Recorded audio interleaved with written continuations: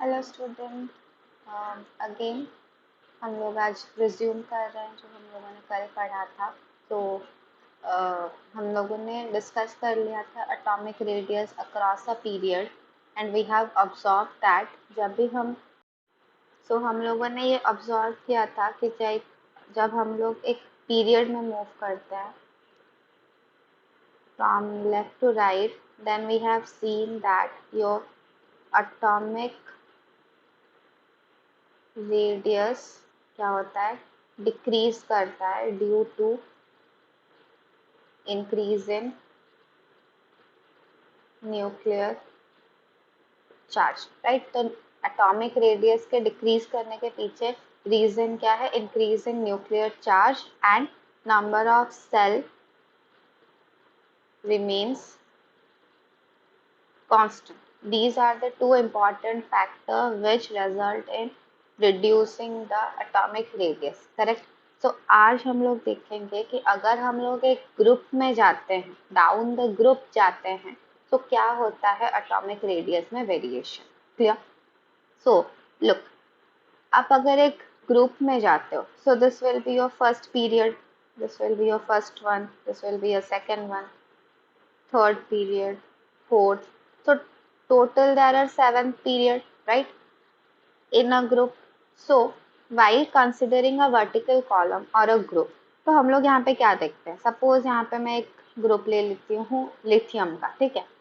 तो starting from hydrogen वो separate रहता है, सेकेंड पीरियड में आएगा आपका लिथियम, यहाँ पे आएगा सोडियम, फिर आता है पोटेशियम, ठीक है। तो फिर आएगा आपका रुबीडियम, फिर आएगा सीजियम एंड फिर आएगा francium, right.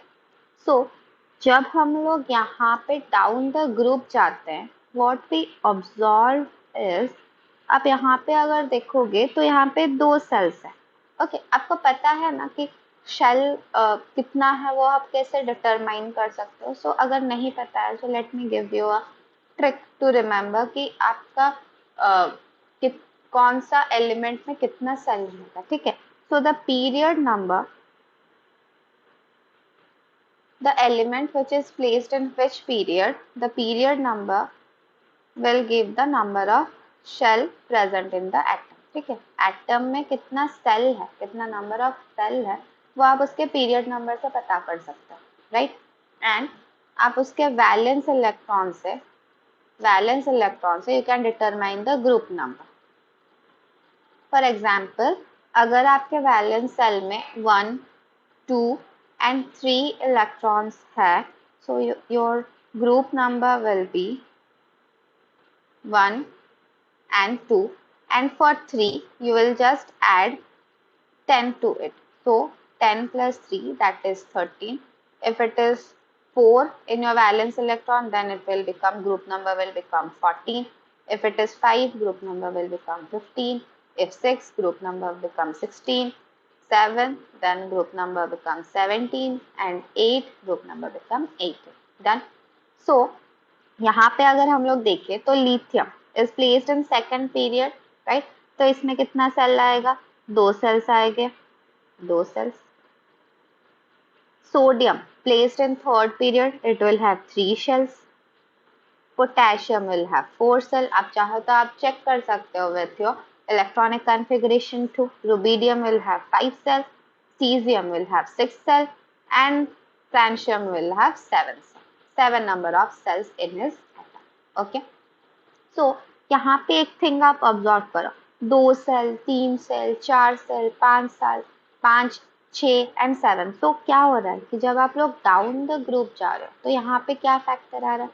Your number of shell are increasing, right. Number of shell क्या हो रहा है? इंक्रीज हो रहा है। जब हम लोग एक पीरियड में जा रहे थे, नंबर ऑफ सेल्स क्या हो रहा था? कांस्टेंट रह रहा था।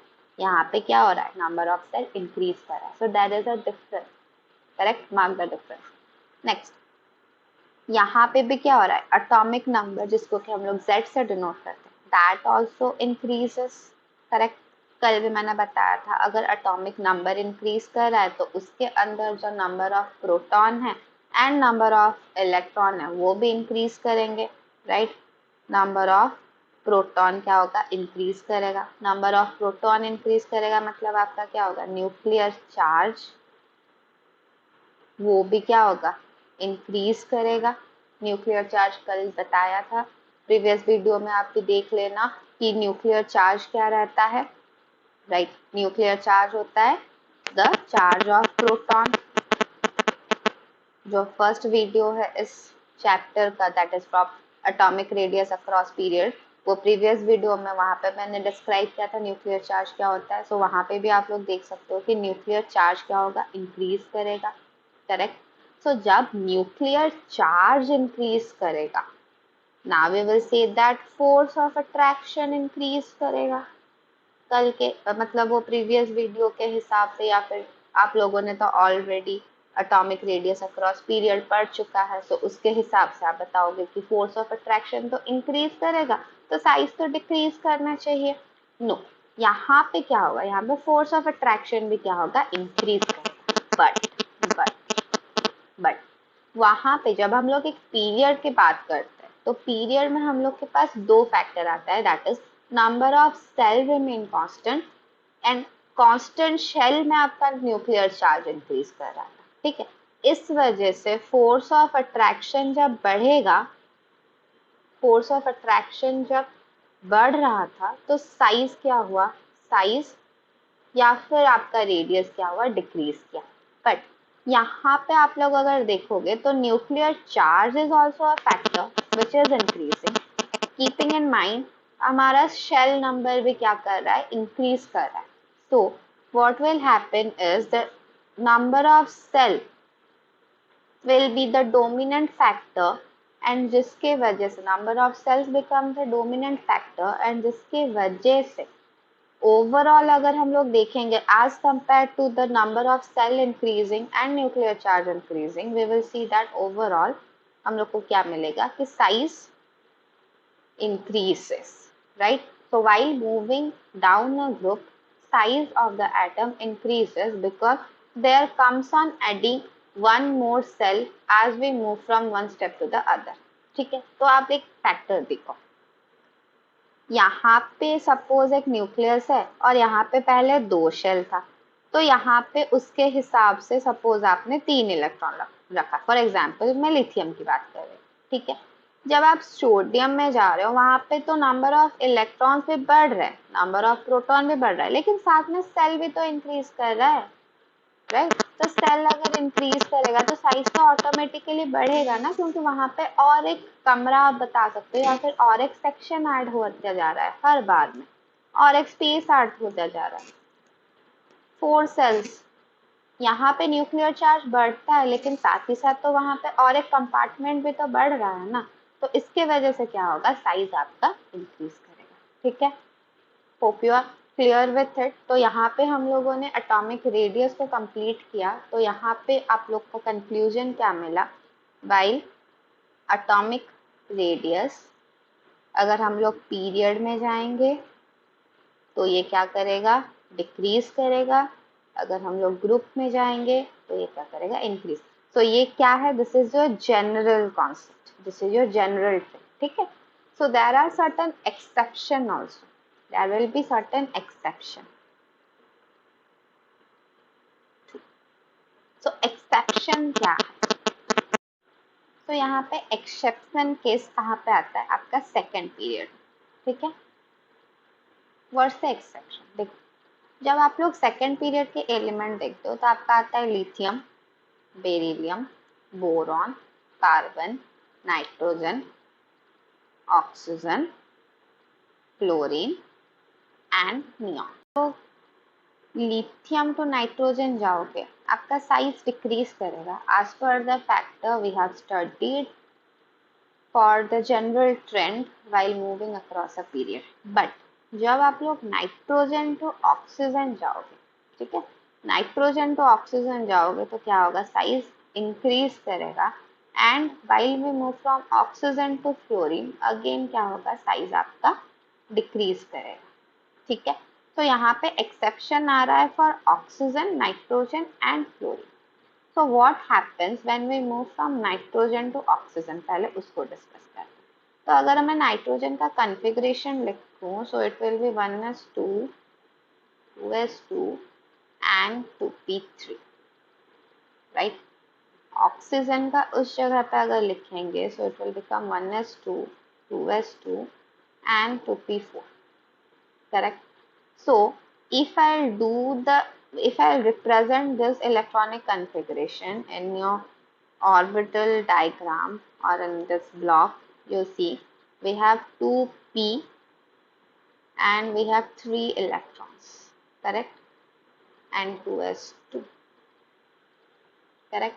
This is for nitrogen case. अगर मैं इसको प्लॉट करूँ वैसे, तो 2s2 का एक ऑर्बिटल में 2 आ गया इलेक्ट्रॉन एंड यहाँ पे आ जाएगा 2p4, करेक्ट? तो व्हाट यू ऑब्जर्व, यहाँ पे देखो आपके ईच ऑर्बिटल में एक एक इलेक्ट्रॉन है, करेक्ट? बट यहाँ पे जब आप लोग ऑक्सीजन में आ रहे हो, उसका न्यूक्लियर चार्ज बढ़ रहा है, साथ ही जब आप लोग ऑब्जर्व करोगे उसके ऑर्बिटल को, तो यहाँ पे क्या आ रहा है, एक ऑर्बिटल में पैरिंग आ रहा है, पैरिंग हो रहा है, ठीक है? तो पैरिंग होगा मतलब 2 इलेक्ट्रॉन को अगर हम लोग पेयर करेंगे, तो it will lead to 2 electrons है, नेगेटिव चार्ज दोनों का है, तो सेम चार्ज क्या करता है, रिपेल करता है, तो यहाँ पे क्या होगा, रिपल्सन आ जाएगा, करेक्ट? अभी एक इलेक्ट्रॉन दूसरे इलेक्ट्रॉन का क्या करेगा, रिपेल करेगा, धक्का देगा, राइट? सो अगर यहाँ पे रिपल्सन आएगा, राइट, यहाँ पे क्या हो रहा है, एक इलेक्ट्रॉन पेयरिंग आ रहा है, तो पेयरिंग की वजह से क्या होगा, रिपल्सन होगा। तो अगर रिपल्सन होगा तो obviously it will dominate the attractive factor. तो रिपल्सन इतना ज्यादा होता है कि वो डोमिनेट कर जाता है कि आपके अट्रैक्शन को, ठीक है? सो साइज तो क्या होगा, इस वजह से नाइट्रोजन के कंपैरिजन में oxygen will be greater in size, ठीक है? अगेन अगर हम लोग फ्लोरीन की बात करते हैं, तो फ्लोरीन के केस में क्या आ जाएगा, यहाँ पे 2 पेयर आ जाएंगे आपके रिपल्शन के, ठीक है? 2 यहाँ पे क्या बन जाएंगे, पेयर आ जाएगा, 2 पेयरिंग आ जाएगा, करेक्ट?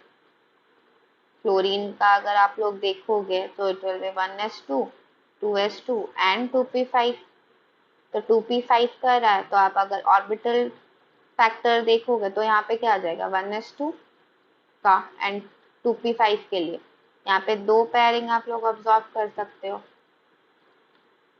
तो अगर मैं फ्लोरीन की बात करूं, तो यहाँ पे 2p ऑर्बिटल को मैं रिप्रेजेंट करूंगी, तो it will have 2 orbitals having 2 pair of electron। तो यहाँ पे भी क्या होगा, इंटर इलेक्ट्रॉनिक रिपल्सन, ये टर्म याद रखना, इंटर इलेक्ट्रॉनिक रिपल्सन ऑक्सीजन के केस में भी आता है, ठीक है? तो फ्लोरीन के केस में भी क्या होगा, इंटर इलेक्ट्रॉनिक रिपल्सन अभी बढ़ जाएगा, करेक्ट? तो यहाँ पे तो न्यूक्लियर चार्ज भी बढ़ रहा है when we are moving from oxygen to fluorine, correct? So fluorine के केस में क्या आएगा, your nuclear charge become the dominant factor. यहाँ पे क्या आ जाएगा, nuclear charge becomes the dominant factor, जिसके वजह से क्या होगा, size will decrease. Done. So आप बता सकते हो कि नाइट्रोजन टू ऑक्सीजन में साइज इंक्रीज कर रहा है because of the inter electronic repulsion which occurs in oxygen for the pairing of, we are getting 1 pair of electron in its orbital, एक ऑर्बिटल में एक पैरिंग हो रहा है, ठीक है?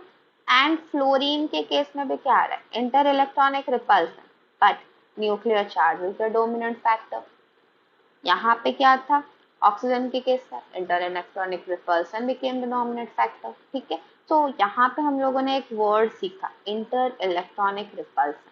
तो whenever you get a question, ये क्वेश्चन बन सकता है like which will have the larger size, nitrogen or oxygen, why, तो आप उसको एक्सप्लेन करोगे, so you can write this word inter electronic repulsion, ठीक है। या फिर ऑक्सीजन एंड फ्लोरीन के बीच में कौन बड़ा है एंड रीजन क्या है, सो you can put this word in your answer and it is appropriate one. अगर आप इसको रिसाइट करते हो एंड थोड़ा एक्सप्लेन करते हो, you get the full mark, ठीक है। So with this we are done with the atomic radius part. अगर इसमें आपको कोई डाउट होगा तो आप कमेंट में लिख डाउन कर लेना, ठीक है। अगर आपको इसके रिलेटेड एनी क्वेश्चंस चाहिए कि आपको ये चाहिए कि मैं आपको कुछ क्वेश्चंस भी कराऊं इसका, तो comment down, okay. And I hope कि आपको ये पार्ट फॉर एटॉमिक रेडियस ये अच्छा लगा होगा एंड आई रिक्वेस्ट कि आप एटॉमिक रेडियस का पहला पार्ट भी देखो, उसके बाद ये सेकंड पार्ट देखना। अगर कुछ भी डाउट होगा, कुछ क्वेरीज होगा, mention it in the comment box and I'll try to fix it out in the next video. So stay tuned and bye bye.